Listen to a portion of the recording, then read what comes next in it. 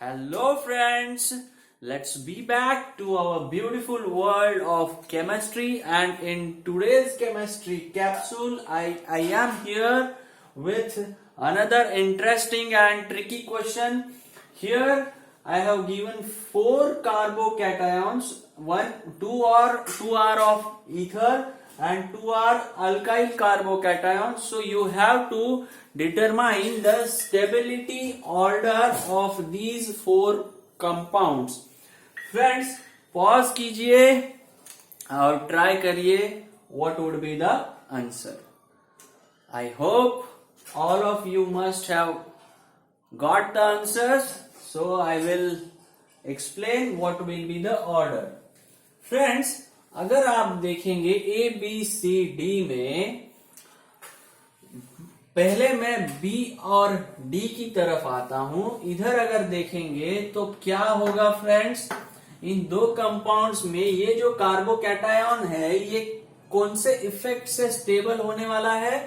तो मैं देखूंगा सबसे पहले sp2 हाइब्रिडाइज्ड कार्बन है, अल्फा कार्बन्स है, अल्फा कार्बन्स के ऊपर हाइड्रोजन्स है.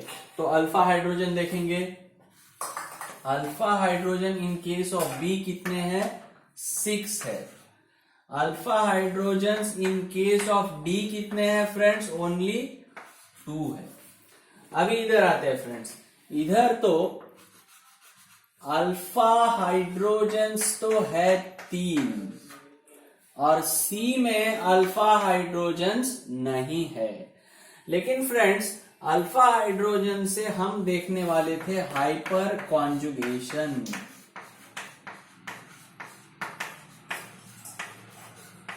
तो फ्रेंड्स इसमें क्या इतना एक ही इफेक्ट जो है वो कार्बोकैटायन को स्टेबल करने वाला है, नहीं. अगर आप इधर दो स्ट्रक्चर्स को देखोगे फ्रेंड्स, तो ये बाजू में ऑक्सीजन भैया है, ऑक्सीजन भैया है तो उसके ऊपर 2 लोन पेयर है, और लोन पेयर है तो क्या है, ये लोन पेयर उतावले है इस कार्बोकैटायन को स्टेबल करने के लिए. कैटायन क्या बोलेगा, इधर आ बोलेगा, इसके ऊपर 2 लोन पेयर है, मुझे आके स्टेबल कर.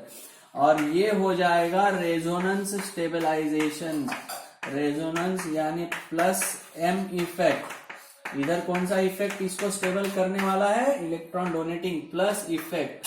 तो हमेशा ये ध्यान रखिए फ्रेंड्स, रेजोनेंस इफेक्ट से जो स्टेबलाइजेशन होता है वो हाइपर कॉन्जुगेशन से स्ट्रांग होता है, और हाइपर कॉन्जुगेशन इंडक्टिव स्टेबलाइजेशन से स्ट्रांग होता है. ये ऑर्डर हमेशा ध्यान रखिए फ्रेंड्स. तो ये 2 एग्जाम्पल को अगर आप कंपेयर करेंगे, ये तो दोनों में भी प्लस एम इफेक्ट जो है वो होने वाला है, और इन दोनों में सिर्फ और सिर्फ हाइपर कॉन्जुगेशन होने वाला है. तो फ्रेंड्स कौन सा सबसे ज्यादा स्टेबल होगा, अगर आप ए और सी इन दोनों से तो स्टेबल होने वाले हैं, तो इन बिटवीन ए एंड सी, ए जो है ये हाइपर कॉन्जुगेशन से भी स्टेबल हो रहा है और रेजोनेंस से भी स्टेबल हो रहा है. तो फ्रेंड्स सबसे ज्यादा स्टेबल कौन होगा, ए.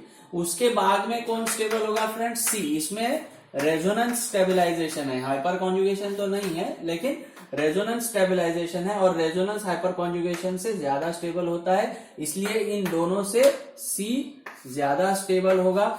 उसके बाद में इन दोनों में डिसाइड करना है फ्रेंड्स, इसमें 6 अल्फा हाइड्रोजन्स है तो बी की स्टेबिलिटी होगी, उसके बाद में होगा डी. तो ये रहेगी इसकी order A C B D. इसमें से एसेंस क्या लेना है friends, resonance stabilization plus M effect से जो स्टेबलाइजेशन होगा वो हाइपर कॉन्जुगेशन से ज्यादा स्टेबिलिटी होगी, और उसके बाद में inductive. This is the stability order of these electronic effects. So friends, I hope all of you must be enjoying these capsules. देखते रहिए, पढ़ते रहिए, लाइक करते रहिए, शेयर करते रहिए और कमेंट करते रहिए फ्रेंड्स. जैसे इसमें ये बॉन्ड बनता है ना फ्रेंड्स 2 एटम्स में, वैसे कमेंट एक मेरे और आपके बीच में का बॉन्ड है. तो friends I request all of you to comment on the videos. Okay, thank you friends.